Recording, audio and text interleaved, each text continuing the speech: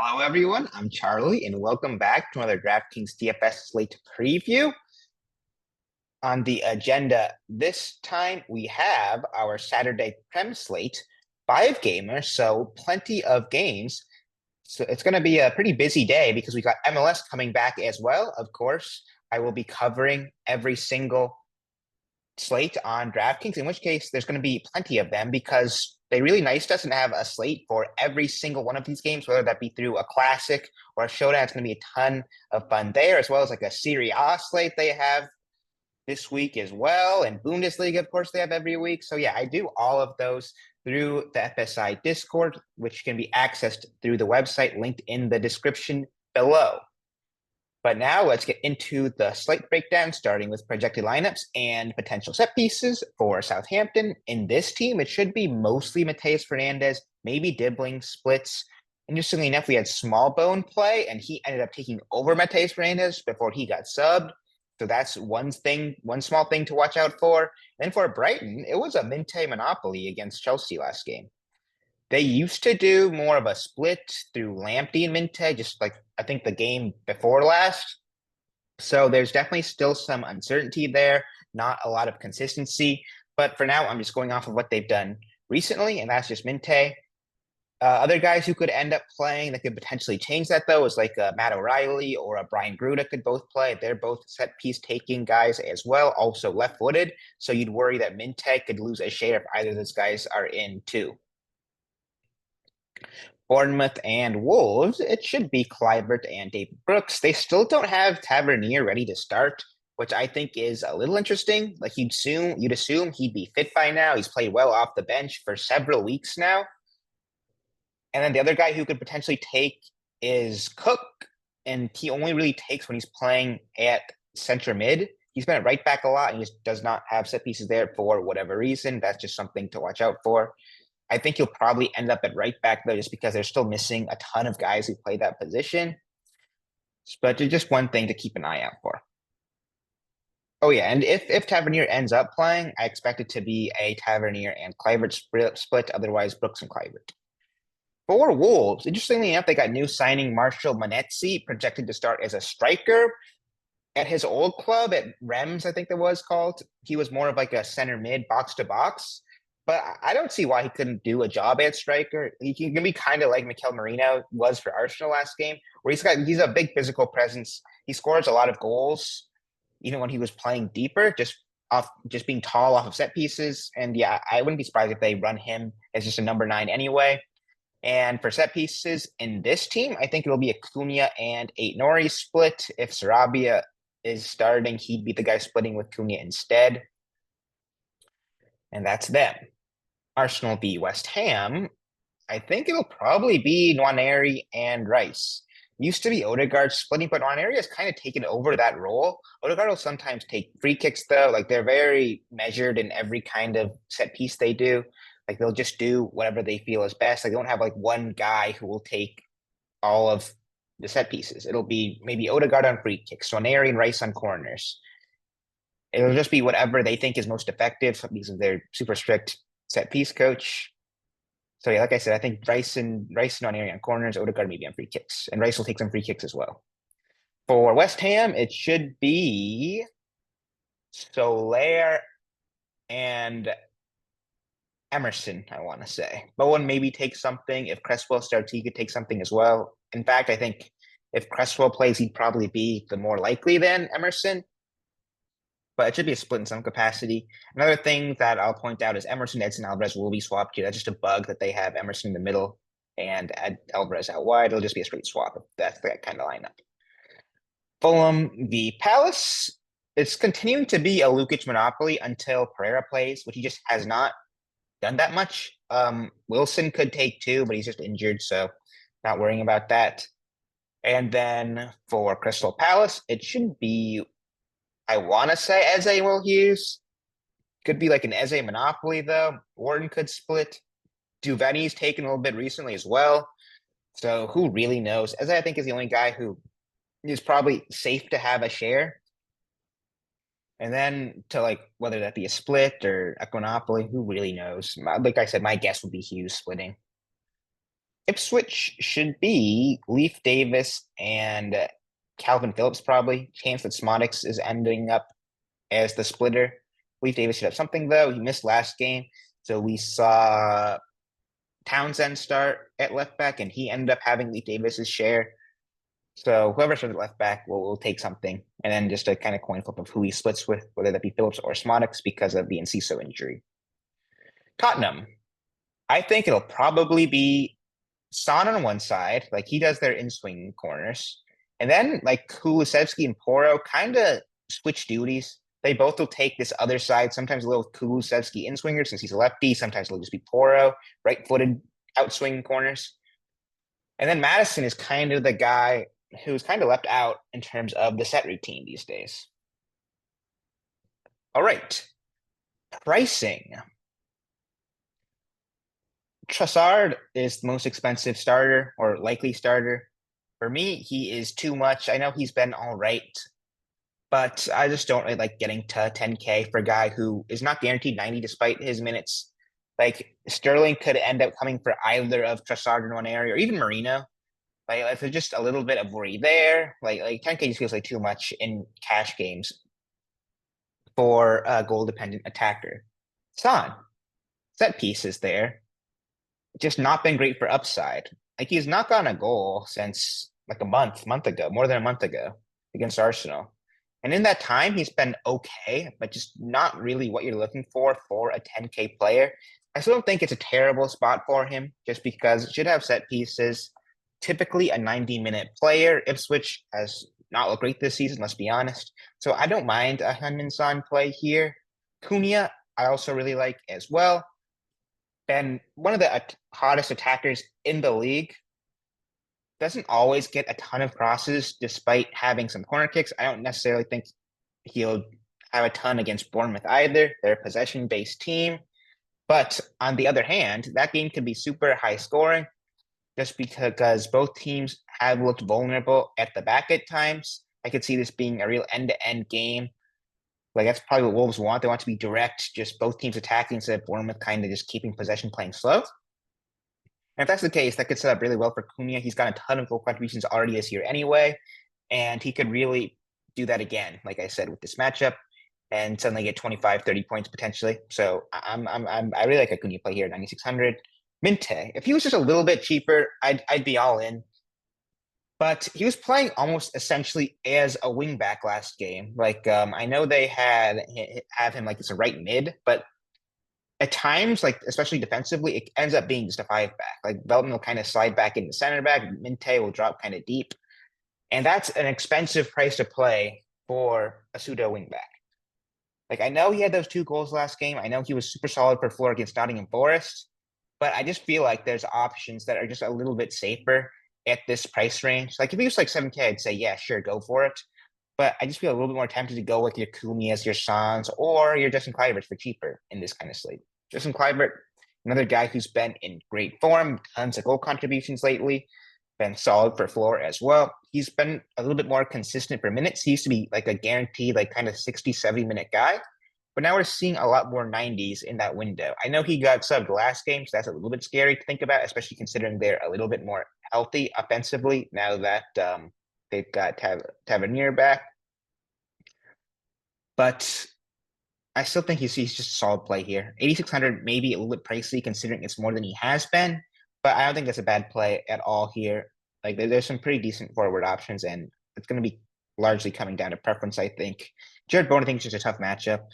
It will be just he's a little bit pricey to me. I know he just gets points. I don't really get how. A lot of open play crosses, quite a bit of shooting involved in that as well for points. But I just never like it just never feels sustainable whenever he does it. I know it looks like it's sustainable, but just the way he's getting it, I just don't get how he keeps doing it.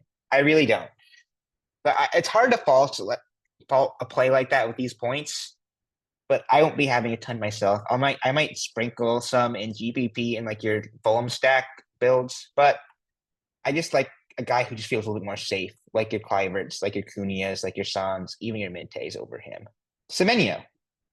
This isn't a bad play. Once again, 8K seems a little pricey considering what he has been in the past. But like I said, I think this Wolves game could be pretty end to end, and he could be the benefactor of that. He's probably their best goal scorer. So I don't mind a Semenyo here either. Like I really have no problem with any kind of combo of these more expensive forward options. Dango Atara, he's been solid as well. I just don't love him as much as the guys above him and similarly priced. But GPP, I'll have a share probably. João Pedro for 7K, I think is a decent GPP play. Matisse Tell.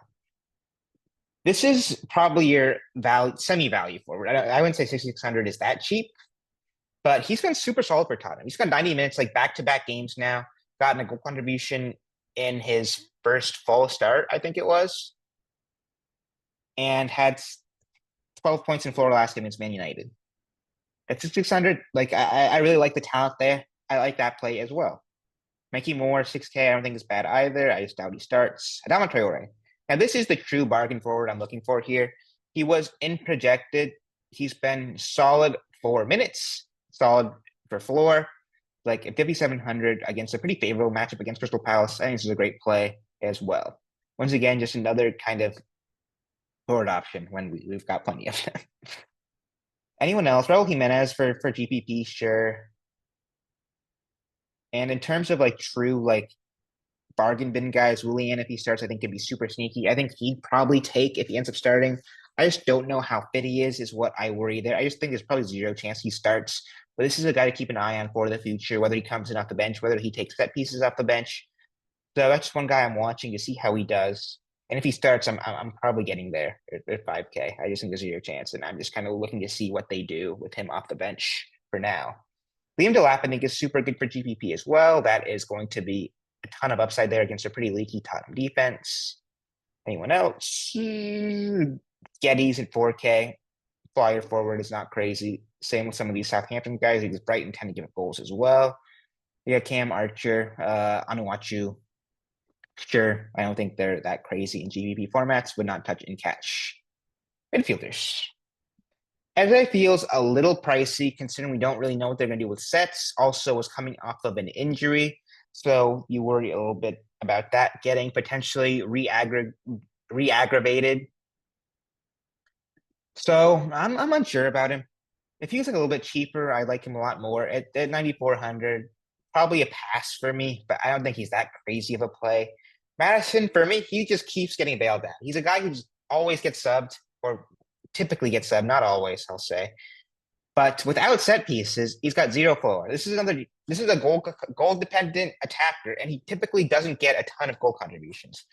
So Madison's a fade for me. I may have like in a Tottenham stack just throw one in, but I will not be getting there typically. I'd much rather go Kulusevski, safer for minutes. I know didn't do great last game, but he's typically good for your 9 to 10 to 15, 20 points with a goal contribution.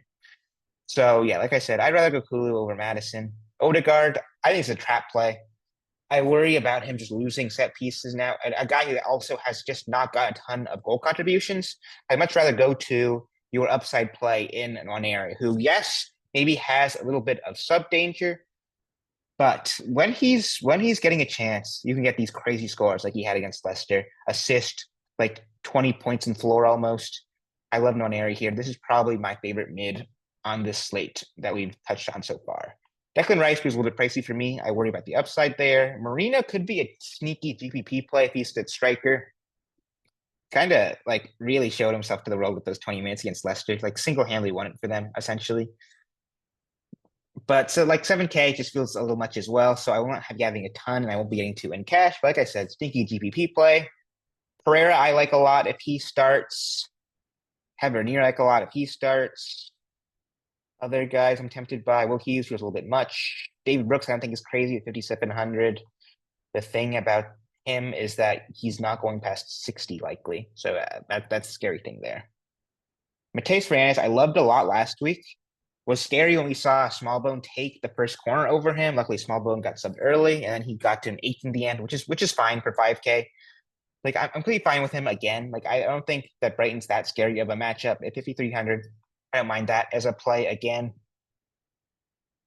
Other guys, Gruda if he plays, Smallbone if he starts, he'd just be cheaper Mateus Fernandes. Although you worry about the sub there. Sarabi is super cheap at 4,400. You worry about the sub there, but that's a decent play as well. Like I'd be happy to get to that. Monetsi feels like an okay GPP play. Lukic, this is probably your just safe cash play. He will have set pieces. Had that crazy game against Nottingham Forest, 20 points in floor. If Pereira doesn't come on and they just let Lukic just have the monopoly for like 90 minutes, he's a must-have. So I'm probably just going there at 4,100. Like I'm just going to take him for his set pieces, even though that at times is all he offers. But with the matchup against Crystal Palace or Fulham are likely to have the ball, I'm probably starting most of my builds around him, and that'll give me a lot of salary relief to really decide between what forwards I want to get to. Wharton, if there's no Will Hughes, he's like likely to take. I'm afraid to say I don't even know if the lineup is possible or he's likely to take. But I could see getting there in GPP, hoping he has set pieces. Same with the Solaire. Actually, no, I wouldn't really go Solaire against Arsenal. But Ward Prowse, a little bit. I'd feel a little bit better if he somehow started. Sure, potential sets, but maybe not that great of a play. Bellegarde, I like a lot in GPP. Calvin Phillips, I think is okay, but I just go Lukic over all of these guys that are slightly cheaper. All right, defenders. I think most people, especially in cash, will be starting their builds around Pedro Porro, and I have just no issue with it. Just super solid. He's got a ton of upside. Takes like let's just say 25% of set pieces with his same side split with Kulusevski. And I'm just happy to start there, considering there's no really other standout defenders. There is Andy Robinson, but I'm worried that he might just drop off a tiny bit. I like him a lot against Forest, which on paper should just be a fantastic matchup for him, and he didn't really do much. I could see myself getting back to him, but he's been priced up now, and after a worse performance than usual. So that scares me a tiny bit. I could potentially end up just starting my build with both of those guys, just Robinson and Porro, especially in cash. But I'm just not as high on him as I've been previously. Still not a bad play. Other guys I'm tempted by Lamp if you want to gamble on whether he ends up getting a split of sets again. Estupinian, we'll see if he is healthy. If he starts, that could be a surprise, interesting play. I think he'd probably take over Minte. And then I think you're looking for more kind of cheaper alternatives to those guys, like an Eight Nori. If there's no Sarabia, this is your Robinson alternative to me. If you're starting with Poro and then going either Eight Nori or Robinson second D, Eight Nori is the cheaper option there. Pretty solid. Like it's a little skewed his points here since a lot of times Sarabia start and he's just a night and day different player. Like when he has corner kicks, he just gets so many more floor points. And when he's at wing back, where's that game? He's got a ton of upside, which they have him projected to start at. So yeah, I like Eight Nori a lot. Other guys, Leaf Davis at 4K. I don't love it, but I don't think that's crazy. Townsend I like a lot more at 3,400. And then I think it's more CB punts. There's Cresswell, who could be a potential set piece taker. You got like some cheaper wingbacks like Walker Peters, Wellington, I don't think are terrible. Sugawara, I don't think is terrible. And then I like probably your creme de la creme of CB punts here is William Saliba. Best matchup on the slate. Definitely has a pretty good chance of getting a clean sheet. And we've seen how effective Arsenal are on set pieces. Definitely has an outside chance of scoring a goal. And those are the guys that I want to pick out for D. A lot of ways to go again. And then goalkeeper, as always, complete crapshoot play who fits the rest of your build in cash. In terms of a core, I'm going Poro. And then what? Everything else is tougher now. I think I'm going to put Nwaneri. I like the Arsenal spot. I wanna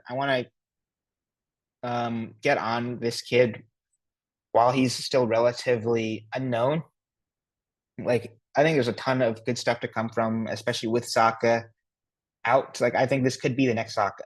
Really, I think he's that talented. And then next slot is really tough. I think you probably just go Lukic for savings.